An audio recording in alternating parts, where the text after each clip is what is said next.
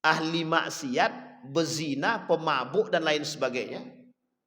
Seorang ulama mimpi si fulan bin fulan masuk surga, katanya, ahli surga. Hanya karena apa? Datang nih Pak ulama Damaskus ke Saudi. Sampai nih ulama Damaskus ini Pak, datang ke Saudi. Oleh ulama Saudi disambut kedatangannya. Diceritain nih sama ulama Damaskus.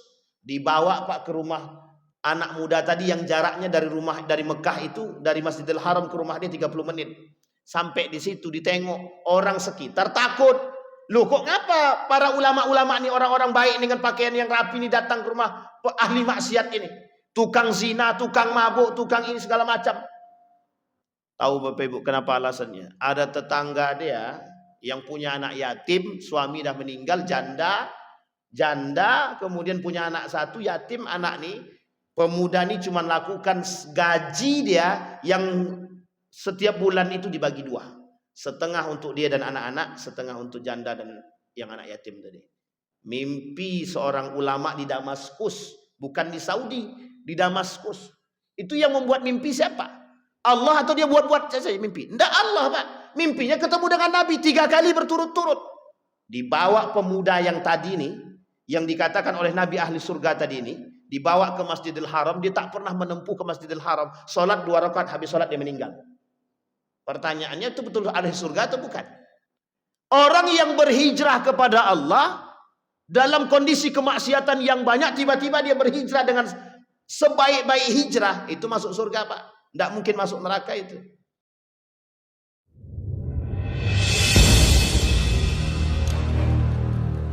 Bismillahirrahmanirrahim. Assalamualaikum warahmatullahi wabarakatuh. Alhamdulillahi rabbil alamin.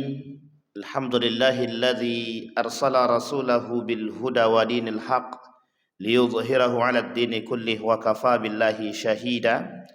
Ashhadu an la ilaha illallah wahdahu la syarika lah wa ashhadu anna Muhammadan abduhu wa rasuluh la nabiyya ba'd. Allahumma salli wa sallim wa barik ala hadzal nabiyyil karim. Allahumma salli ala Muhammad wa ala ali Muhammad fil alamin innaka Hamidum Majid. Ya ayyuhalladzina amanu taqullaha wa qulu qawlan sadida yuslih lakum a'malakum wa yaghfir lakum dhunubakum wa may yuti'illaha wa rasulahu faqad faza fawzan 'azimah. Puji syukur kehadirat Allah dengan mengucapkan alhamdulillahirabbil alamin. Berselawat kepada Nabi dengan mengucapkan Allahumma salli ala Muhammad wa ala ali Muhammad fil alamin innaka Hamidum Majid. Bapak Ibu sekalian yang berbahagia, mudah-mudahan di subuh hari ini Allah melimpahkan rahmat dan karunia-Nya kepada kita semua. Allah berkahi hidup kita, Allah sehatkan, Allah kuatkan, Allah jadikan rumah tangga yang sakinah, mawaddah warahmah, yang taat kepada Allah, yang takut kepada Allah, dan insyaallah kita semua husnul khatimah. Untuk orang tua kita yang telah mendahului kita, Allah tempatkan di tempat terbaik di sisinya, Allah terima amal ibadahnya. Kemudian Allah kumpulkan bersama orang-orang yang saleh, dan insyaallah untuk orang tua kita yang masih hidup husnul khatimah dan istiqamah dalam kebaikan dan ketaatan. Amin ya rabbal alamin. Baik Bapak Ibu sekalian yang berbahagia, berkata Umar bin Al-Khattab dalam satu hadis, wa an Ziyad bin Hudair radhiyallahu rahimahullah taala qala li Umar bin Al-Khattab, berkata Umar bin Khattab kepada Ziyad bin Hudair. Kata Ziyad bin Hudair menukil dari perkataan Umar bin Al-Khattab tadi, hal ta'rifu man yahdumuddin? Tahukah kalian siapa orang-orang yang akan menghancurkan agama Islam ini? Kemudian dijawab, qultu, qala. Kata Hudair, aku tidak tahu. Ketika Umar berkata, Hudair bilang, aku tidak tahu. Kemudian dikatakan oleh Umar, wa qala Umar bin Al-Khattab, qal yahdimuhu zallatul alim wa jidalul munafiq bil kitab wa hukmul a'immatil mudillin. Yang pertama, zallatul alim, orang alim yang tergelincir. Wajidalul munafiqin, orang-orang munafik yang suka berdebat bil kitab, dengan kitab. Wa hukmul a'immatil mudillin, dan orang-orang pemimpin-pemimpin alim-alim yang menyesatkan, yang mengambil hukum atau memberi fatwa. Di dalam riwayat yang lain disampaikan oleh Ibnu Mas'ud radhiyallahu anhu qala la yazalun nasu mustamilina bi khairin ma atahumullahu al-ilmu min ashabi Muhammadin wa akabirihim fa idza atahumul ilmu min qabl asaghirihim wa tafarraqat ahwa'uhum halaku. Di dalam hadis yang lain Nabi bilang, la taqumus sa'ah hatta tu'khadhu min ummati bi akhdhil quruna qablaha shibran bi shibrin wa dhira'an bi dhira'in. Faqila ya Rasulullah ka Faris war Rum, faqala wa manin nasu illa hum. Bapak Ibu sekalian yang berbahagia, kata Umar bin Khattab, kehancuran Islam itu terletak di tangan umat muslim. Salah satu di antaranya adalah zallatul alim, tergelincirnya orang alim. Yang kedua, adanya pemimpin yang zalim, kemudian orang-orang munafik yang suka berdebat dengan kitab tapi cuma sekedar nifak. Nifak itu berucap tapi mereka mengingkari. Lisannya mengiyakan, hatinya mengingkari. Wa hukmul a'immatil mudillin, orang-orang pemimpin-pemimpin, orang-orang alim, para imam-imam yang menyesatkan, yang fasik, dijadikan ahli fatwa, diambil fatwanya, digunakan fatwanya, dikerjakan. Maka kata Nabi dalam riwayat yang lain, Islam ini akan hilang. La yabqal Islam illa ismuhu wa la yabqal Quran illa rasmuh. Islam ini akan hilang di tangan umat muslim, tidak tersisa. Kenapa asing di telinga umat muslim? Muslim itu asing dengan Islam. Maka kata Nabi, tidak akan tersisa Islam kecuali tinggal nama, tidak akan tersisa Al-Quran kecuali tinggal tulisan. Siapa yang menghancurkan Islam ini? Umat muslim itu sendiri. Kemudian diriwayatkan dalam riwayat yang lain, apa yang menyebabkan hilangnya Islam itu di tengah umat muslim tadi? Satu di antara sekian banyak penyebabnya itu, kata Nabi, mereka yang tidak suka dengan sunnahku, kata Nabi. Mereka yang tak suka lagi dengan sunnahnya Nabi. Mereka yang tak menjalankan sunnah Nabi. Tetapi dalam riwayat yang lain, Nabi katakan, dinukil dari kitabnya Syekh Hasim Al-Asy'ari ini, dalam kitab Risalah Ahlus Sunnah wal Jamaah, dalam 30 tanda datangnya hari kiamat, tanda-tanda kecil datangnya hari kiamat, kata beliau, salah satu tanda yang besar, salah satu tanda yang datang kepada umat muslim ketika umat muslim itu, kata beliau, tidak lagi saling menasehati. Fala tanasahu. Padahal Nabi bilang ad-din an-nasihah liman lillahi wa li rasulihi wa li kitabihi wa li a'immatil mursalin wa ammatihim. Agama ini nasihat. Untuk siapa? Untuknya Allah, Rasulnya, kitab-kitabnya, dan orang-orang beriman, dan semua orang. Jadi agama ini nasihat. Maka apa maksudnya kalimat ini? Jangan pernah kalian meninggalkan saling menasihati. Ini karakter yang baik. Ini sebenarnya menunjukkan kepada kita bahwa di akhir zaman itu you gua, lolo gua. Ibadahmu, ibadahku, ibadahku. Mau makan you silahkan, tak makan you tak masalah, yang penting anakku makan.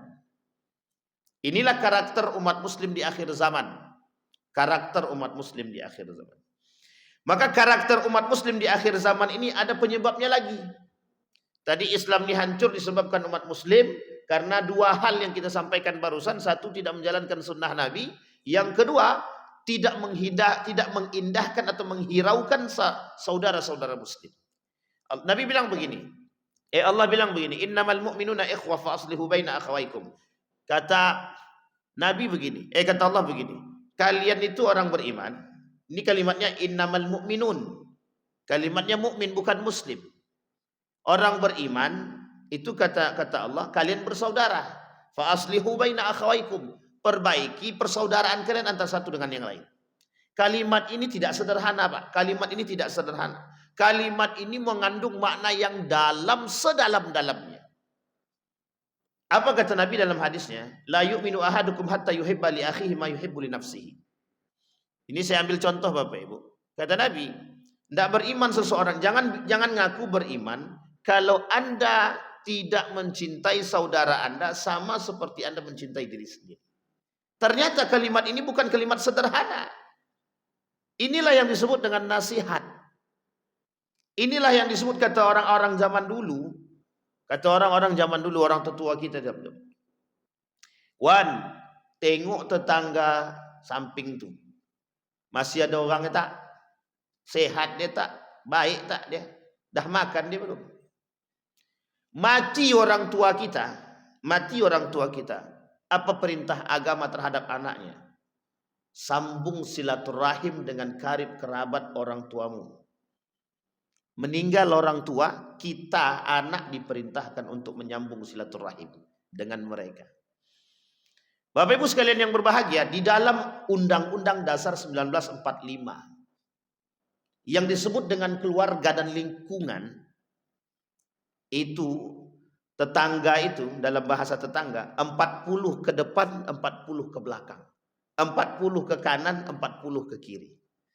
Dalam bahasa lain satu RT atau satu RW. Satu RT hampir satu RW. 40 ke depan, 40 ke belakang. Sekarang hitung. Mana jauhnya? Oh, yang di depan RW dah beda, Pak. Jarak 2 rumah depannya beda, RW dah. Tapi yang disebut dengan tetangga sekalipun beda RW, tapi kalau konteksnya tetangga 40 ke depan, 40 ke belakang. Ini dalam undang-undang dasar loh. Sekarang kita coba rujuk dalam agama Islam. Sama, Pak. Jarak tempuh sejauh mata memandang 40 ke depan, 40 ke belakang, 40 ke kanan, 40 ke kiri. Serong kiri, serong kanannya ya itu udah masuklah tuh. Kan lingkarnya begitu. Dan itu hukum bertetangga. Dan hukum bertetangga ini di dalam Islam tidak main-main, Pak. Dalam Islam tuh tidak main-main hukum bertetangga itu. Sangat serius. Bagaimana coba kalau tidak seriusnya? Tidak beriman. Orang yang tidak perhatian. Man kana yu'minu billahi wal yaumil akhir. Barang siapa yang beriman kepada Allah dan hari kiamat, falyukrim jarahu. Memuliakan. Ada 2 kalimat ini yang sama. Satu tetangga, satu tamu. Dua-duanya. Tamu saja wajib, Pak. Tuh 3 hari. Wajib kita layani itu, Pak. Itu tamu. Apalagi tetangga. Akan ini poinnya. Nah, Bapak Ibu sekalian yang berbahagia. Yang pertama tadi disampaikan oleh Nabi, kata merujuk kepada perkataan Umar bin Al-Khattab. Begitu juga dalam hadis-hadis yang lain tentang Islam ini hilang lenyap itu. Itu sebenarnya sederhana. Makanya kenapa Bapak Ibu, kata Syekh Atiyah Sakar itu, kenapa beliau katakan negara-negara Islam itu tidak beriman gitu. Yang tidak mau bantu Palestina itu tidak beriman gitu. Beliau dengan kontan-kontannya bilang mereka itu tidak beriman. Negara-negara Islam yang tidak mau punya perhatian terhadap Palestina tidak beriman. Pertanyaannya, gimana kalau seandainya itu berada di tengah kita? Makanya kalimat itu Allah tekankan, Pak. La yu'minu ahadukum. Kata Nabi, la yu'minu ahadukum hatta yuhibba li akhihi ma yuhibbu li nafsihi. Nabi tidak mau mengeluarkan syafaatnya kepada orang yang tak mau punya perhatian kepada saudaranya. Berat, Pak. Hidup bertetangga itu jangan dipandang remeh. Berat. Sangat berat sekali. Saudara Bapak ada di ujung sana. Saudara saya satu lagi Ustaz tinggalnya di Tembilahan. Tapi tetangga saya tinggal di sini. Mana yang lebih penting saya kasih makan? Saudara saya yang di ujung sana apa yang di sini? Mana yang paling wajib? Dua-duanya, Pak. Dua-duanya wajib. Dua-duanya wajib. Tapi yang paling wajib yang mana? Mana yang paling wajib? Yang ini Pak, yang di samping rumah. Yang paling wajib. Ini dua-duanya darurat ini. Dua-duanya darurat. Yang di sono darurat, yang di sini darurat. Kedua-duanya darurat. Mana yang paling penting? Sebenarnya kalau dibilang mana yang paling penting, semua penting Ustaz. Betul memang. Memang penting. Tapi ada yang lebih pentingkah daripada yang terpenting tersebut? Ada. Tetangga kita Pak. Karena bagian daripada keimanan. Kata Yusuf Al-Qardawi itu, pengentasan kemiskinan itu kata Yusuf Al-Qardawi itu sederhana. Coba bayangkan Yusuf Al-Qardawi bilang begini. Mengentaskan kemiskinan itu sederhana. Nomor satu itu urusan keluarga.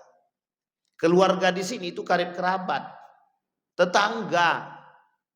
Jadi makanya kalau ada tetangga kita tak makan, itu pertanyaannya besar itu Pak. Orang yang selingkungan tadi ngapain? Apalagi mohon maaf kasus yang terjadi itu. Ada tetangga, ini kasusnya nyata ini. Ada pengurus masjid tapi bukan di sini. Ini saya tak singgung di sini Pak ya. Tapi ini memang nyata nih fakta. Satu ketika kawan saya ini jadi pengurus masjid. Program seperti yang Bapak Ibu buatkan ini tuh program yang sangat bagus sekali. Yang dibuat dan beliau buat itu Pak. Setiap bulannya beliau kasih, memang tidak banyak tapi hanya 5 orang. 5 orang tak mampu.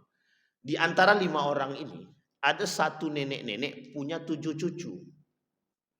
7 cucu. Anaknya ndak ada. Ndak ada anaknya. Tapi coba bayangkan nenek ini satu ketika kawan saya tadi tidak lagi jadi pengurus masjid. Tidak lagi jadi pengurus masjid. Ndak ada lagi yang ngasih makan nenek tadi. Selama ini diambil dari program masjid. Memang itu tujuannya. Musola, masjid tujuannya memang itu. Memang itu. Nabi bangun masjid itu tempat semua, kalau bahasa gaul kita begini, tempat semua konsolidasi urusan di situ. Misal, ibu-ibu punya masalah apa, bapak-bapak punya masalah, datang ke masjid. Memang konsolidasinya di sini, Pak. Penyelesaian masalahnya tuh di sini. Tanya sampaikan ketua masjid. Saya tak punya, saya nak bayar hutang saya banyak, pinjamlah duit dulu masjid. Bagaimana solusinya? Itu yang dilakukan oleh sebagian masjid yang lain itu. Nabi begitu Pak. Ada masalah apa masyarakat, datang ke masjid. Memang itu alasannya. Makanya masjid itu solusi. Solusi. Kalau ada bilang masjid itu tidak solusi, itu berarti dia salah kaprah itu memahami masjid. Hanya saja cara menyediakan solusi terhadap masjid ini yang sulit. Singkat cerita Bapak Ibu, kawan saya tidak lagi jadi pengurus masjid. Apa kata dia? Datang nenek itu ke rumah, bawa satu gelas agak tinggi segini sedikit, gelas yang agak tinggi segini. Kemudian dia bilang, ketua, saya minta beras dapat setengah jadilah.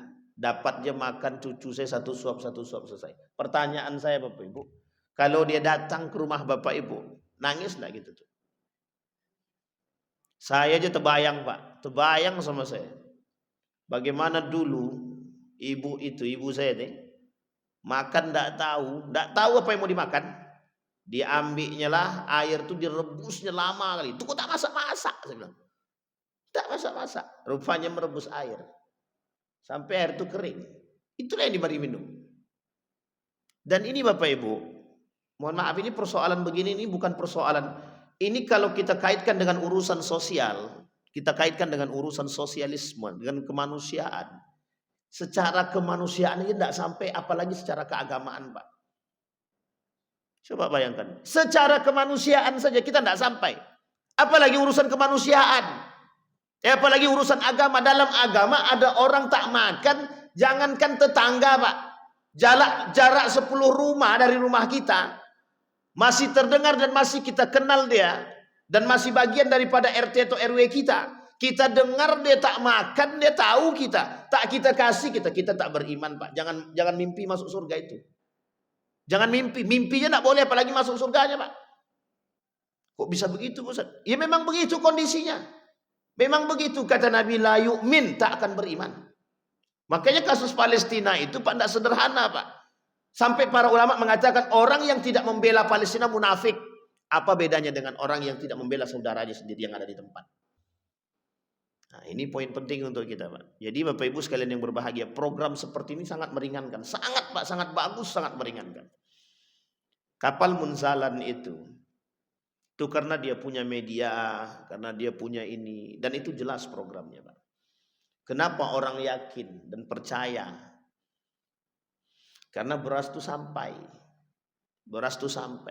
Mereka jemput jamaah yang protes itu dengan mobil Alphard, Pak. Bukan mobil pribadi, mobil dikasih orang. Dipinjamnya mobil tetangga untuk menjemput jamaah ke masjid. Kemudian dengan cara yang lain, cara mengajak jamaah ke masjid, dikasihnya beras ke tetangga tersebut. Orang kafir lah, baik muslim non muslim. Bayangkan orang kafir saja, orang kafir yang tidak masuk dalam kafir harbi yang bukan memerang kita, wajib Pak kita bantu secara kemanusiaan, wajib. Secara kemanusiaan. Ustaz, kalau saya bantu orang kafir itu tidak makan, tapi saya bantu dia. Saya bantu dia, Pak. Pertanyaannya, saya dengan Tuhannya berpahala enggak? Berpahala, Pak. Sekalipun kafir dia. Masalah dia dengan Tuhan itu tak urusan kita. Masalah dia dapat pahala atau tidak, bukan urusan kita. Tapi kita memberi orang, memberi manusia dengan kebaikan kita, dapat pahala kita, Pak. Tapi kalau Bapak prioritaskan kafir daripada mukmin, itu yang bermasalah, Pak. Iya, kafir diprioritaskan, mukmin tidak. Itu masalah. Sampai di sini bisa dipahami Bapak Ibu ya. Kami Bapak Ibu sama. Setiap bulan kami juga menyediakan beras, minimal beras yang kami sediakan. Kami sering beberapa kali ngambil sama Bang Bembeng juga. Itu beras sampai di pondok itu kami sediakan 60 kilo setiap bulan. Di pesantren. Pesantren ini tak mampu kita kasih setiap bulan. Ada beberapa kawan-kawan bantu donatur. Dan kita masih sampai hari ini kita masih bukan membantu bahasanya, bersamalah dengan para mu'alaf setiap bulan, dan kaum du'afa yang lansia setiap bulan, Pak. Kalau dipikir pakai otak duitnya dari mana, ntar dululah belakangan saya mikir. Tapi Pak, setiap targetnya orang itu, setiap makannya untuk orang ini, berasnya itu sampai dapat terus. Saya bilang alhamdulillah. Misal ketika saya lagi tidak punya duit nih, bentar lagi nih tanggalnya nih, bentar lagi tanggalnya. Saya perkirakan sekitar tanggal 20 ke atas tuh biasanya saya bagi-bagi, Pak. Duit belum nampak nih, Pak. Belum nampak duitnya kemana gitu. Tiba-tiba, Ustaz, ini ada sedikit bantuan untuk du'afa. Jadi rezekinya orang, qadarullah dari tangan kita, Pak. Dari tangan kita. Ya cuma ulurkan. Kalau untuk kehidupan kita pribadi, saya kira Bapak Ibu mohon maaf, ini saya kasih perbandingan yang sangat logis bagi kita. Orang mampu kalau minjam duit kira-kira dipinjamin orang enggak? Orang mampu dia pinjam uang, dipinjamin enggak? Sekarang saya tanya Bapak Ibu, ada orang miskin minjam uang dipinjamin enggak? Kenapa tidak?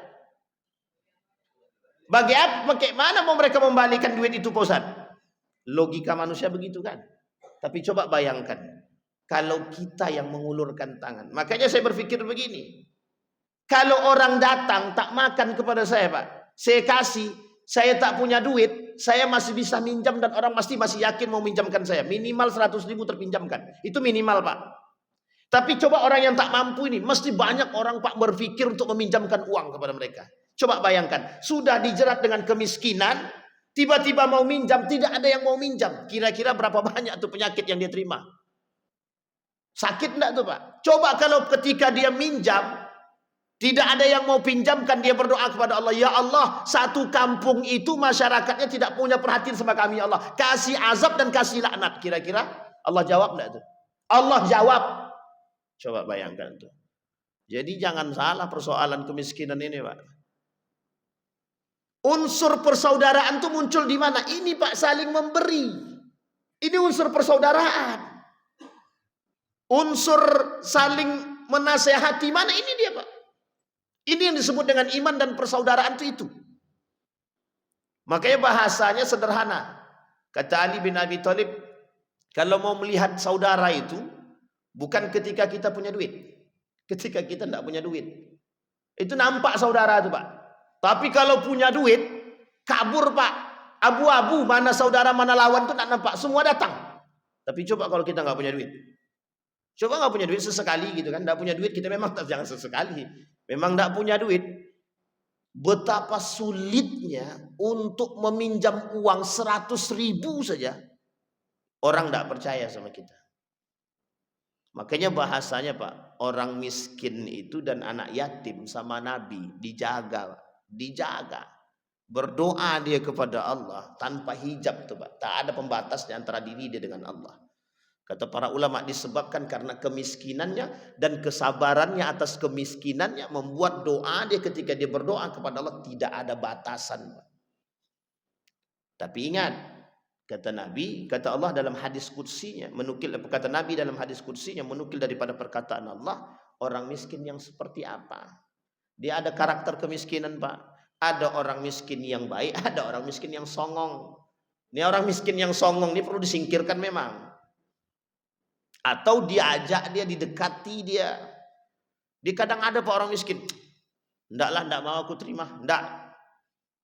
Sudah tak mau terima, ke masjid pun tidak, akhlak tak ada, yang kayak gini ini yang jadi masalah. Sudah tahu miskin tapi sombong. Kata Nabi dalam hadis qudsinya, Allah membenci akrahu salasan wa kurhi li salasin asyad. Aku membenci 3 perkara, tapi ada 3 perkara yang lain yang lebih aku benci, kata Allah. Apa 3 perkara yang lain yang lebih aku benci? Orang miskin yang songong, kata Allah. Dan itu ada Pak, banyak. Udah tahu miskin, kerjaannya cuma pinjam duit rupanya untuk pamer. Nah, itu ada Pak. Bahkan kategori kemiskinan ini dalam Islam itu banyak. Salah satu diantaranya orang kaya tapi banyak hutang. Orang kaya banyak hutang. Nah, itu orang miskin namanya ternyata. Orang kaya banyak hutang itu juga miskin. Ustaz, bagaimana ane mau bayar zakat? Pendapatan ana memang 20 juta per bulan, Pak Ustaz. Tapi bayar hutang tinggal minus Ustaz 21 juta. Itu kira-kira miskin atau kaya begitu tuh? Nah, itu pandai-pandai Bapak Ibu lah mencoba menjelaskannya begitu, melihat itu karakternya begitu. Nah, Bapak Ibu sekalian yang berbahagia, saya ingin sampaikan kepada Bapak Ibu semua, kata Syekh Hasim Al-Asy'ari, di akhir zaman setiap orang akan berpikir tentang diri dia pribadi. Tentang diri dia. Karena dia tak akan pikirkan orang lain. Siapa yang mau memikirkan urusan orang lain? Sampai mereka akan berpikir begini, urusan kami aja Pak Ustadz belum selesai, tambah pula kami harus mikirkan orang lain. Sekarang saya tanya Bapak Ibu, betul lah begitu? Begitu enggak manusia sekarang? Urusan kami aja Ustaz enggak selesai, apalagi kami harus mengurus orang lain. Coba bayangkan, kalau kita mau membuka diri, memberikan, membantu urusan orang lain, kira-kira ada enggak orang yang akan datang membantu urusan kita? Disitulah satu keyakinan yang tidak ada dalam diri umat muslim hari ini. Kenapa? Dia tak yakin kalau dia bantu orang, orang akan datang bantu dia. Dia tak yakin Pak. Disitulah kenapa umat muslim hari ini imannya itu, kata Nabi dalam hadisnya, yabqal husalah fayadhabul khair awal kata Nabi. Orang-orang baik, orang-orang mukmin itu sedikit demi sedikit keimanan mereka itu akan diangkat oleh Allah, sedikit demi sedikit. Tersisa di muka bumi ini yabqal husalah, manusia yang angku, yang suka berpikir diri sendiri, yang tak memperhatikan orang lain dan lain sebagainya. Pertanyaannya, bagaimana Allah mau turunkan rahmat? Bagaimana Allah mau turunkan yang lain? Itu yang pertama. Yang kedua, terus pembahasan kita yang kedua. Jadi Bapak Ibu, pada pembahasan yang pertama, saya mengajak kepada Bapak Ibu semua, persoalan program ini Bapak Ibu, ini unik nih Bapak Ibu. Dikerjakan bersama, dilakukan bersama, itu nampak ringannya. Misal, anggaplah satu orang itu 100.000. Kalau 18 saja 7.800.000. Kalau sendiri berat apa tidak? Tapi coba beramai-ramai Pak. 18 bagi berapa? Bagi 36 orang. 50.000 Pak cuman. 50.000 per orang. Itu kalau 100.000. Dan kita ambil misalkan 5 kilo atau 10 kilo dan lain sebagainya. Coba bayangkan Pak. Setiap bulan Bapak Ibu seperti ini. Kira-kira ini bayangkan saja Pak. Bayangin tuh Pak. Satu ketika Bapak Ibu yang tak mampu, ada enggak orang yang akan bantu? Yakin Pak, pasti banyak yang akan bantu. Yakin saya. Kenapa kok bisa sebegitu yakin? Kami merasakan Bapak Ibu. Kami merasakan. Datang orang ke rumah Ustaz, ini ada sedikit untuk Ustaz dan keluarga. Kita enggak butuh Pak. Tapi orang datang kita hargai dan kita hormati Pak. Kita datang, Persoalan ingat Bapak Ibu ya. Ketika kita punya masalah, misal kita sering bantu orang dengan beras, jangan berharap orang datang kepada kita membantu dengan beras juga. Mesti banyak hal yang lain yang Allah bantu dengan cara yang lain. Bapak Ibu, solusi ketika Bapak Ibu memberikan sedekah kepada orang lain, ini banyak yang Allah selesaikan. Satu, orang yang punya penyakit, ini saya kasih tahu, ini cerita nyata Bapak Ibu. Orang yang punya sakit, punya penyakit apapun dia, niatkan untuk kesembuhan dia dengan bersedekah. Allah sembuhkan. Kawan saya bersedekah dengan hafalan Quran dan doa. Kawan saya, dia tak punya materi, tak terlalu mampu, tapi dia bersedekah dengan doa dan baca Quran dan hafalan Qurannya. Penyakit stroke dalam jangka 1 bulan, dokter bilang ntar lagi mau diamputasi nih kaki. Ada penyakit yang harus diamputasi, apa kata dokter? Tidak terdeteksi sedikit pun. Tadi malam seorang pemuda nelpon saya tadi malam. Ada ibu-ibu berangkat umroh. Di dalam umroh itu Pak Ketua, kaki dia sakit, dia pengen cari kursi roda. Kata kawan saya, jangan cari kursi, kata yang pemuda ini, jangan cari kursi roda. Yakin saja bisa jalan, terus perbanyak sedekah. Berdoa dia sama Allah, ya Allah, kalau kau pandang sedekah aku ini, dan niat baikku melaksanakan umroh ini, dan niat baikku tanpa kursi roda, sembuhkan penyakit. Sampai hari ini makan obat pun tidak. Sepulang dari umroh sampai hari ini, alhamdulillah penyakit itu tak ada. Pertanyaannya, kekuatan apa? Sedekah, doa, kebaikan. Orang punya sakit, tapi kalau tak yakin, sudah sedekah dia, ya Allah sembuh tak ya penyakitku. Ini masalah, tidak akan Allah sembuhkan itu Pak, karena kita tak yakin. Kok begitu? Yakin Bapak Ibu. Ada seorang ibu-ibu divonis oleh dokter, pokoknya tak lama 1 bulan lagi meninggal nih. Meninggal karena dia, kalau bahasa ke dokter itu kanker stadium 4. Itu dah mesti akhir hayat tuh Pak.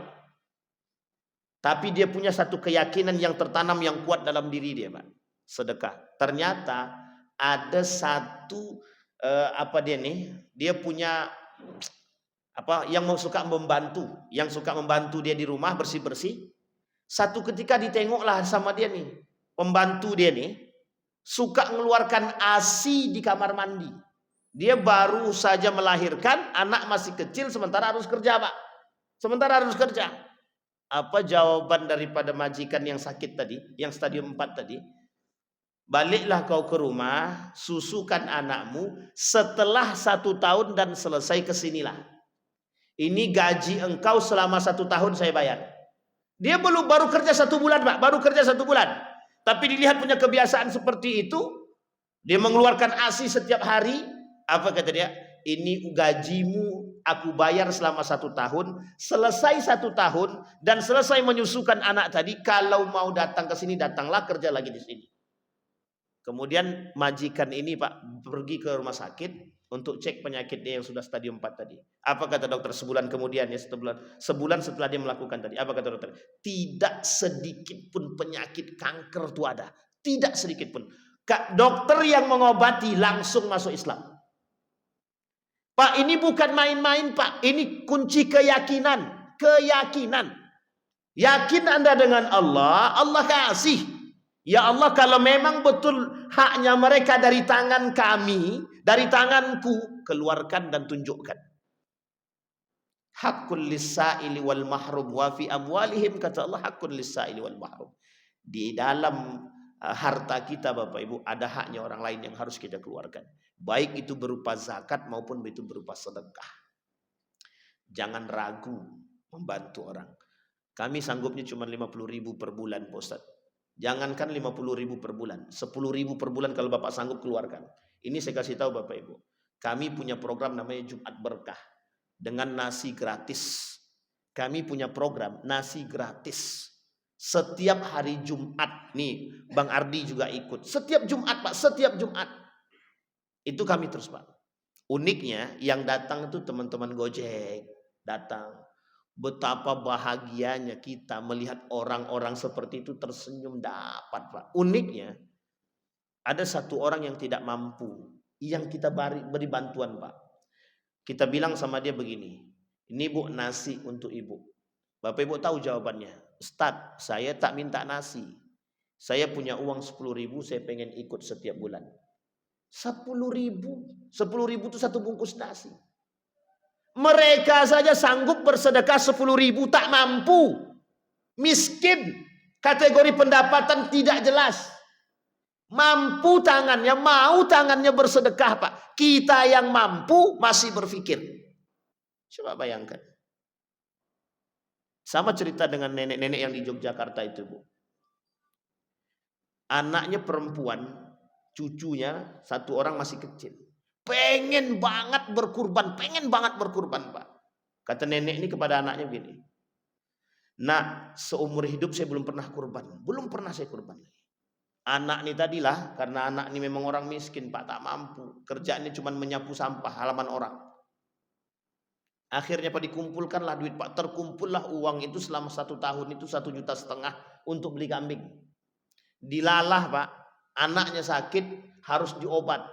Yang tadi sudah diniatkan 1,5 juta ini untuk bayar kurban buat ibunya, anak yang cucunya tadi sakit, diobatilah, Pak, dirawat, habislah 1 juta, tinggal 500.000.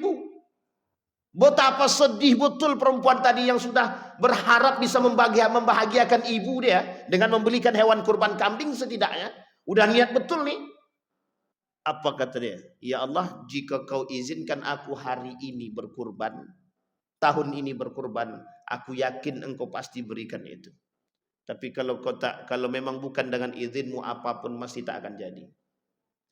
2 hari kemudian, ibu itu bawa sepeda, bawa anaknya yang sudah keluar dari rumah sakit itu, Pak, disenggol orang. Sepedanya disenggol. Tidak kuat senggol, Pak, sedikit. Dikasih oleh orang yang nyenggol pakai mobil tadi 2 juta, Pak. 2 juta. 500.000 bisa untuk memperbaiki sepeda, 1,5 juta kontan Allah kasih, Pak. Langsung dia pergi beli kambing, dibawanya kambing, dikasihnya sama ibu. Bu, ini kambing, Pak. Tak lama kemudian setelah hari raya kurban, nenek yang tadi sudah berkurban meninggal. Coba bayangkan.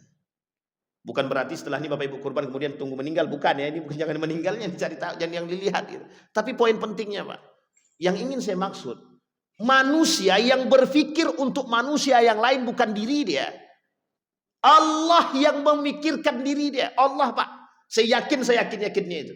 Tak mampu kita dengan tingkat yang besar, sedikit. Tapi ingat, ketika Allah tanya, Ridwan, kau pernah bantu saudaramu? Meskipun cuma 10.000 yang kita bantu, kita bisa mempertanggungjawabkan ke hadapan Allah. Dan Allah tahu itu, Pak. Allah tahu. Yang masalahnya, hei Ardi, ada kau bantu tetanggamu? Nggak, kata dia kan, itu apa tadi? Jangankan 10.000, 5.000 aja tak terkeluarkan. Pertanyaannya, bagaimana mempertanggungjawabkannya, Pak? Harta yang dikasih habis, baju yang dipakai lenyap, yang makanan yang kita makan habis. Kan itu kata Nabi dalam hadisnya. Apa yang kalian pakai habis, lusuh, kata Nabi. Apa yang kalian makan habis.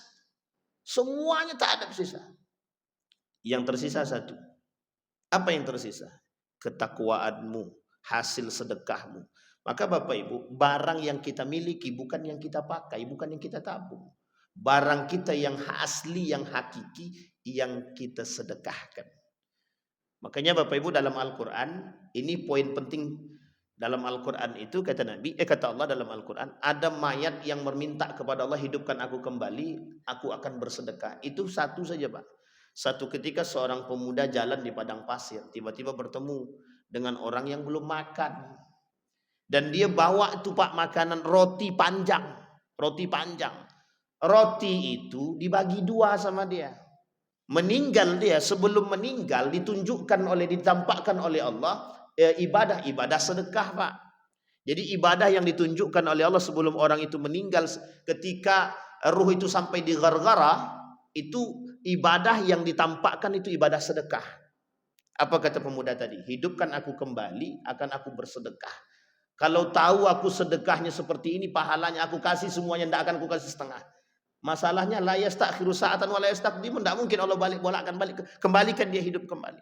Dan itu ada dua di dalam Al-Quran. Satu persoalan sedekah, satu persoalan amal soleh. Apa kata orang yang sudah meninggal ini? Hidupkan kami kembali, kami akan melakukan perbuatan baik. Satu. Yang kedua, hidupkan aku kembali, aku akan bersedekah. Sekarang jangan remehkan sedekah. Makanya kenapa Ustadz Yusuf Mansur dulu, Ustadz Yusuf Mansur, ini betul Pak. Konsepnya dulu Ustadz Yusuf Mansur tuh kencang banget dengan sedekahnya itu, dengan konsep sedekahnya itu. Karena memang itu persoalannya waktu itu, Pak. Ya waktu dia masih itulah kan gitu. Karena memang itu poinnya Pak di situ. Dan sedekah tidak bisa ditebak Pak, persoalan sedekah ini Pak. Jadi kalau mau melapang, maka bahasanya para ulama, kalau mau dilapangkan oleh Allah rezekimu, maka lapangkan rezeki orang lain.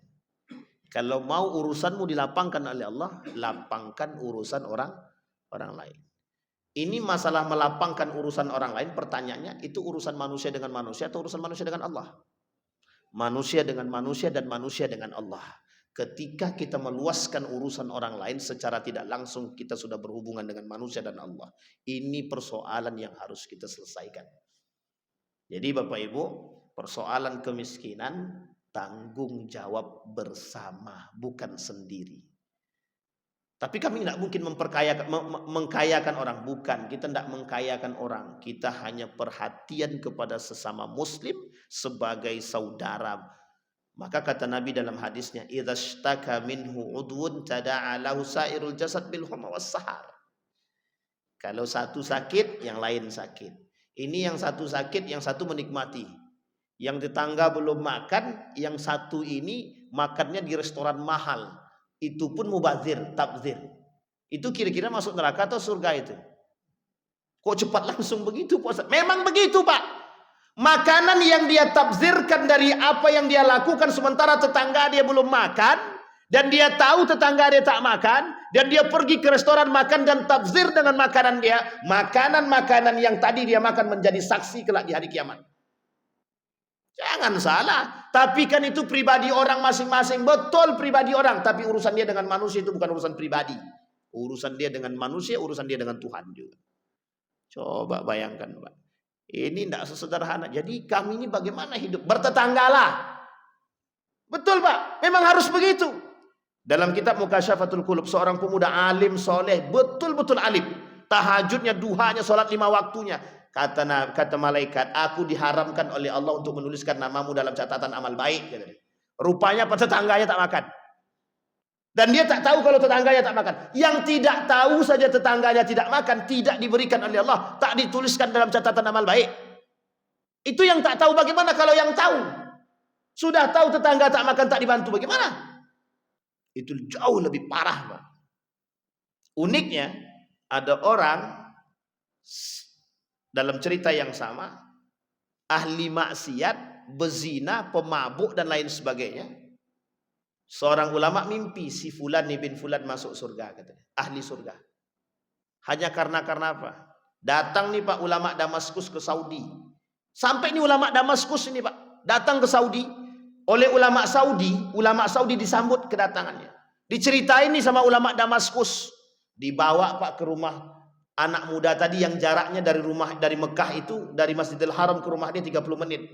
Sampai di situ ditengok orang sekitar takut. Loh kok ngapa para ulama-ulama ini, orang-orang baik dengan pakaian yang rapi ini datang ke rumah ahli maksiat ini? Tukang zina, tukang mabuk, tukang ini segala macam. Tahu Bapak Ibu kenapa alasannya? Ada tetangga dia yang punya anak yatim, suami dah meninggal, janda, kemudian punya anak satu yatim, anak nih. Pemuda ini cuma lakukan gaji dia yang setiap bulan itu dibagi 2. Setengah untuk dia dan anak-anak, setengah untuk janda dan yang anak yatim tadi. Mimpi seorang ulama di Damaskus, bukan di Saudi, di Damaskus. Itu yang membuat mimpi siapa? Allah atau dia buat-buat saja mimpi? Tidak Allah Pak. Mimpinya ketemu dengan Nabi 3 kali berturut-turut. Dibawa pemuda yang tadi nih, yang dikatakan oleh Nabi ahli surga tadi ini, dibawa ke Masjidil Haram. Dia tak pernah menempuh ke Masjidil Haram. Sholat 2 rakaat, habis sholat dia meninggal. Pertanyaannya itu betul ahli surga atau bukan? Orang yang berhijrah kepada Allah dalam kondisi kemaksiatan yang banyak, tiba-tiba dia berhijrah dengan Sebaik-baik hijrah itu masuk surga, Pak. Tidak mungkin masuk neraka itu. Sampai di sini bisa dipahami, Bapak Ibu. Jadi keyakinan kita. Persoalan ini persoalan keyakinan, Pak. Dalam urusan manusia, sekarang kita kaji dalam urusan sosialisme. Dalam urusan sosial manusia. Kata Umar bin Khattab, manusia yang paling kuat di muka bumi ini, orang yang suka bersedekah dan memberi. Itu kata Umar bin Khattab. Sekarang kita lihat. Bapak Ibu sering bantu orang. Kemungkinannya besar atau kecil orang yang kita beri tadi menyakiti kita. Misalnya Bapak Ibu rajin membantu saya. Kira-kira saya sampai hati tidak nak menyakiti Ibu. Bapak Ibu buat dosa saja mungkin lisan ini tak sanggup untuk mengatakan itu dosa. Bayangkan kalau kita rajin membantu orang, siapapun mereka dan mereka kenal kita, maka ada sedikit kemungkinan mereka akan menyakiti kita. Tapi banyak kemungkinan mereka tidak akan mungkin menyakiti kita. Tidak akan mungkin menyakiti kita, bayangkan. Dan ini kita terima, kami alami, Pak. Meninggal bapak saya nih, Pak. Meninggal bapak saya nih. Itu hampir banyak yang ingin mengangkatkan jenazahnya untuk masuk ke liang lahat. Saya bilang kami anaknya. Saya pun tak bertemu dengan bapak. Waktu itu saya tak di sini, Pak. Meninggal beliau ini, banyak orang yang ingin mengangkatkan jenazahnya doang. Untuk masuk ke liang lahat itu. Dan ini bukan cerita, Pak. Karena orang yang suka melepaskan urusan orang lain, membantu orang lain, yakinlah seyakin-yakinnya. Ini urusan Allah, Pak, yang membalas, bukan kita. Kita manusia ini berikhtiar, Allah yang kasih kelebihan itu. Hanya saja kuncinya satu, yakin. Kalau tak yakin Bapak Ibu semua, ini persoalannya, Pak. Kalau kita tidak yakin itu persoalannya. Maka dalam urusan memberi dan bersedekah itu kata para sahabat itu ada 3 tingkatan. Satu, memberi yang tahu kita dengan Allah saja. Yang kedua, kita dengan Allah dengan orang yang diberi. Yang ketiga, kita yang diberi, Allah dan semua orang. Dalam 3 tahapan ini ketiga-tiganya dibenarkan. Tapi kami takut nanti riak segala macam, urusan belakangan. Paksakan dulu, Pak. Nanti kalau sudah terbiasa hilang riaknya, insyaAllah. Na'udzubillahi tsumma na'udzubillah. Apa kata Nabi kepada para sahabat? Dipertontonkan, Pak, persoalan sedekah. Siapa yang membantu si Fulan ibn Fulan? Kata Utsman ibn Affan, saya ya Rasulullah, nanti kita bantu. Abdurrahman ibn Auf angkat tangan, kami ya Rasulullah. Umar bin Khattab angkat tangan. Urwah angkat tangan. Pada angkat tangan semua. Kata sahabat yang di belakang, itu orang itu pamer aja. Apa kata Nabi? Tak sengaja terdengar sama Nabi. Orang yang betul-betul bersedekah karena Allah, betul-betul karena Allah, ada dalam tingkatan itu kata para ulama. Mau dia bersedekah tapi dipandang orang lain, biarkan. Kalau cuman bedanya sahabat iman kuat. Kalau sekarang tidak kuat, Pak Ustaz. Sekarang tidak kuat, tapi kalau sudah terbiasa insya Allah kuat. Dengan catatan memang bukan tujuannya untuk pamer. Nah, ini yang menjadi masalah, Pak. Nah, maka Bapak Ibu sekalian yang berbahagia, program yang dibuat ini itu program yang sangat bagus. Bapak Ibu besok tinggal petik saja di akhirat. Ya Allah, kalau kau pandang itu sebagai amal soleh kami dalam berbuat baik kepada sesama, maka ini satu kunci yang terakhir sebelum saya tutup, Bapak Ibu. Kunci terakhir sebelum saya tutup. Bapak Ibu, setelah bersedekah, setelah memberi dengan keikhlasan yang Bapak Ibu berikan, jangan lupa bertawasullah dengan amal soleh itu dalam doa. Insya Allah pasti Allah kabul, dan insya Allah cepat Allah kabulkan. Ya Allah, kalau kau pandang sedekah kami ini sebagai amal soleh, ya Allah, kabulkan doaku ya Allah. Doalah di situ, Pak. Insya Allah Allah jawab. Ada pertanyaan Bapak Ibu? Aman?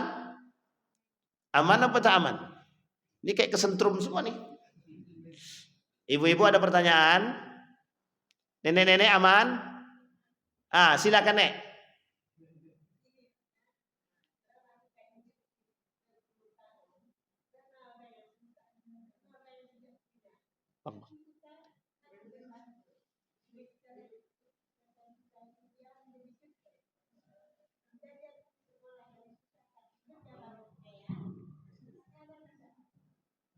Bentar nih, bentar izin nih.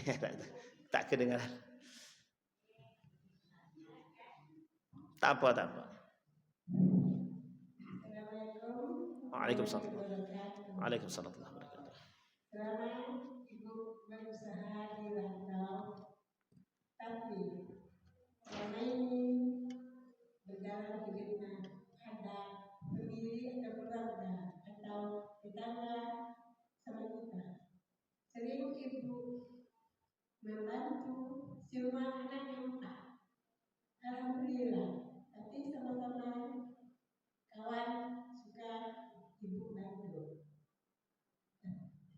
Tapi sekarang dia anakku sudah sukses menjadi S2. Tapi sebaliknya dia tidak tahu sama kita, sama bapak dan orang tuanya. Tapi ibu cuma berserah diri saja sama Allah. Mudah-mudahan kita belum punya apa-apa, belum punya rumah, dan anak itu belum sukses. Tetapi hidayah dari sama Allah dan ibu terima. Nah itu. Baik. Nah, ini mantap ini. Insyaallah. Jadi ada poin yang ingin saya sampaikan. Bapak Ibu, kalau sudah bersedekah dan memberi, konsepnya begini. Kasih, lupakan. Tahu Bapak Ibu maksud saya ini? Kasih, lupakan. Pakai konsep ini. Satu itu yang pertama itu. Yang kedua, nanti kita jelasin yang pertama tadi. Yang kedua, kalau kita memberi, jangan pernah berharap.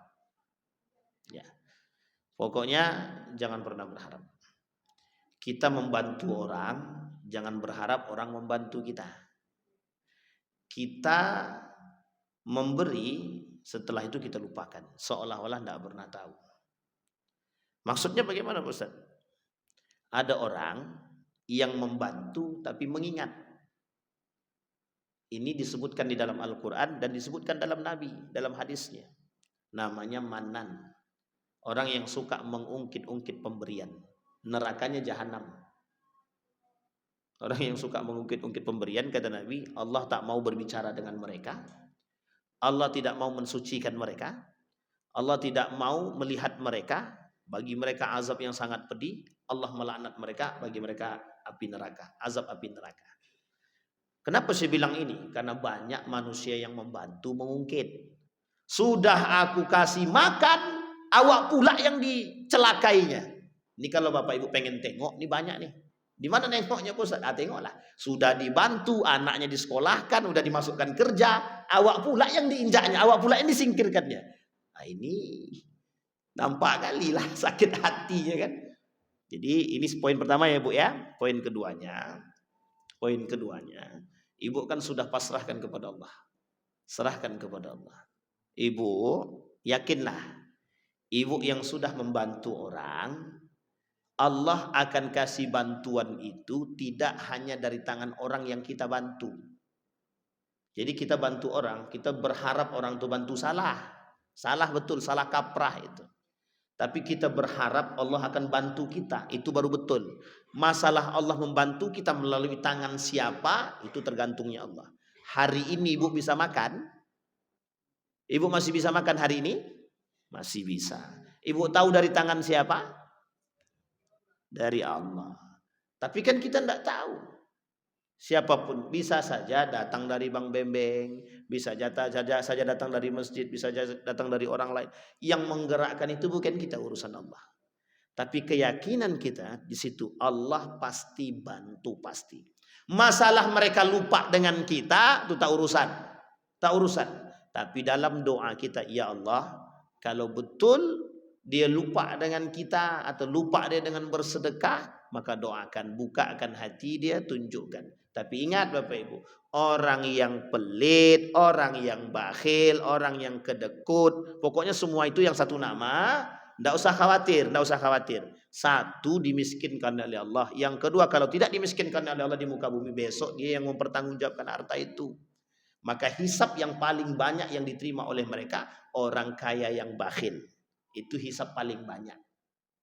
Jadi kira-kira ketika Nabi menyampaikan ini saya sampaikan Bu, besok Orang yang punya banyak harta dan pelit, yang tak mau berbagi dengan harta itu hisab paling lama dan hisab paling banyak. Ini Nabi cerita nih. Nabi cerita kepada sahabat. Langsung sahabat itu tidak ada yang mau pergi dari tempat duduk, langsung bilang begini sama Nabi. Ya Rasulullah, bagaimana cara kami miskin? Coba bayangkan tuh. Ternyata Allah tak mau miskinkan. Allah ingin tunjukkan, bukan persoalanmu banyak harta tapi kamu takut dihisap, bukan. Kalau banyak harta, kaya, ente kasih orang lain, cepat juga hisapnya. Kenapa hisapnya? Dengan sedekahnya tadi selesai. Begitu modelnya. Maka orang kaya, orang muslim kaya wajib. Kalau wajib gimana bos kami yang miskin nih? Ya itu maksudnya wajib, maksudnya bagi orang muslim. Kalau orang muslim ada yang tidak kaya, kita diinjak orang terus. Tapi kalau orang muslim tidak kaya, banyak orang yang mencaci maki kita, menginjak kita, kehormatan kita, dibelinya kita bisa. Tapi kalau orang muslim itu kaya, cuman kayanya muslim di sini jangan sampai pula angku, pelit, kedekut segala macam. Yang dimaksud itu. Makanya sahabat-sahabat langsung bilang, kalau gitu aku pengen miskin aja ya Rasulullah. Cuman pengen miskin, dijualnya semua tanahnya, dijualnya semua kurma-kurmanya dengan harga yang murah, digantinya dengan kurma yang busuk. Dibelinya semua kurma busuk. Besoknya datang taun, penyakit. Yang penyakit itu obatnya hanya kurma busuk. Kaya mendadak. Bukan makin miskin, makin kah? Itu kalau yakin sama Tuhan, kalau yakin sama Allah. Jadi kalau kita tak yakin, selesai. Makanya konsepnya itu, dalam konsep sedekah itu banyak modelnya Bapak Ibu. Nah, maka kuncinya satu saja. Kunci satu. Jangan ragu dengan Allah. Sekecil apapun yang kita lakukan, pasti Allah tahu. Pasti Allah tahu. Baik, itu ya Nek ya. Istiqomah aja insya Allah. Doakan dia. Boleh.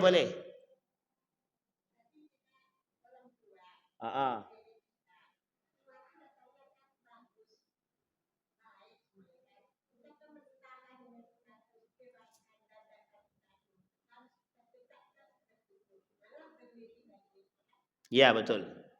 Mantap nih, insya Allah mudah-mudahan istiqomah dalam kebaikan. Dan standar kebaikan itu bukan di mata manusia tapi di mata Allah. Ya, tolak ukurnya satu saja. Hati yang bersih dan ikhlas tadi. La yaqbalullahu du'a min qalbin ghafil, kata Allah, Allah tak mau terima, kata Nabi, dari hati orang-orang yang tak ikhlas. Bayangkan orang yang bersedekah dengan tidak ikhlas saja Allah ganti, apalagi yang ikhlas. Ada pertanyaan Bapak-bapak? Selesai?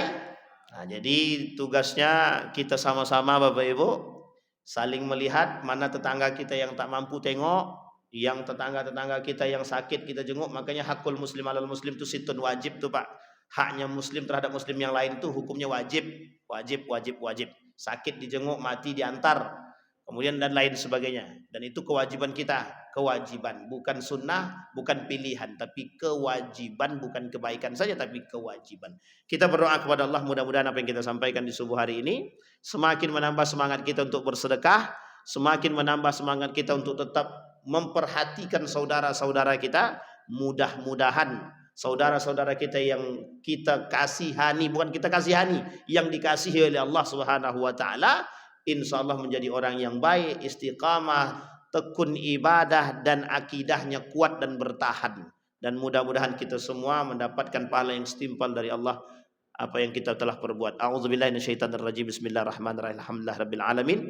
Hamdan syakirin, hamdan naimin, hamdan yuwafi ni'amahu wa yukafi'u mazidah. Ya Rabbana lakal hamdu kama yanbaghi li jalali wajhikal karim wa 'azimi sultanik. Allahumma faqihna fid din wa 'allimna ta'wil. Allahumma shalli ala Muhammad wa ala ali Muhammad. Allahumma rzuqna rizqan halalan tayyiban mubarak wa anta khairur raziqin. Allahumma inna nas'aluka khaira hadzal makan wa khaira ma fihi wa khaira ahli wa na'udzubika min syarri hadzal makan wa syarri ma fihi wa syarri ahli. Allahumma arinal haqqa haqqa warzuqna ittiba'a wa arinal batila batila warzuqna ijtinaba. Allahumma ansur man nasara ad-din wa akhdhul man khadhala al-muslimin. Allahumma ansur ikhwanana al-mujahidin fi Palestin wa fi Gaza wa fi kulli makan. Allahumma dammiril yahud. Allahumma ahlikil kafarata wal mubtadi'ata wal musyrikina a'da'aka a'da'ad din. Allahumma ighfir lahum warhamhum وعافيهم واعف عنهم وأكرم نزولهم ووسع مدخلهم واجعل الجنة مثواهم ربنا آتنا في الدنيا حسنة وفي الآخرة حسنة وقنا عذاب النار والحمد لله رب العالمين. السلام عليكم ورحمة الله وبركاته.